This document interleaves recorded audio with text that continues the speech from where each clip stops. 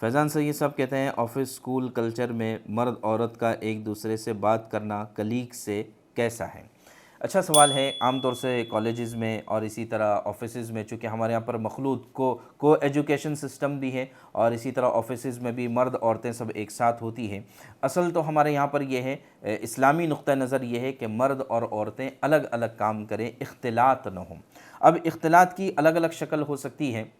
एक इख्तिलात तो ये है, जैसे कि आम तौर से होता है कि बिल्कुल कोई आपस में पर्दा ना हो और इसी तरह दरमियान में कोई हाइल ना हो, बेतहाशा बेतकल्लुफ़ाना अंदाज में हंसी मजाक और सारी चीज़ें चल रही है, तो ये तो नाजायज़ और हराम है। बल्कि जहाँ तक मसला है पर्दे का, तो अब पर्दे के अलग अलग दर्जात हो सकते हैं। पहला दर्जा तो ये है कि मर्द और औरतें बिल्कुल ही बात ना करें, यह सबसे आला और अफजल दर्जा है। दूसरा दर्जा ये है कि बात करें लेकिन पर्दे के साथ करें, यानी मिसाल के तौर पर ओट में रहकर करें, दीवार के पीछे से बात करें, तो ये एक पर्दे का दर्जा हो सकता है।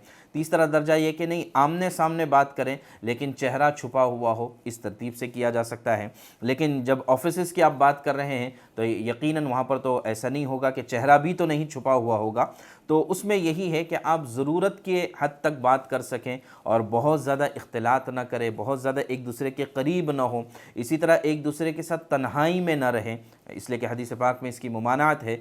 तो इस दर्जे का कम से कम पर्दा रखें और यह है कि जितना हो सके अपनी नज़रों को झुकाने की भी कोशिश करें। लेकिन बाज़ मरतबा ऐसा होता है हमेशा आप नज़रें झुकाकर बात नहीं कर सकते हैं, कभी आपको इंटरेक्शन भी करना होता है। मकसद ये है कि आप बेतकल्लुफ़ ना हो जाएं और एक दूसरे के इतना करीब ना हो जाएं कि फिर जो है वो गुनाह और हराम का ज़रिया बन जाए। इसका ख्याल रखने की ज़रूरत है।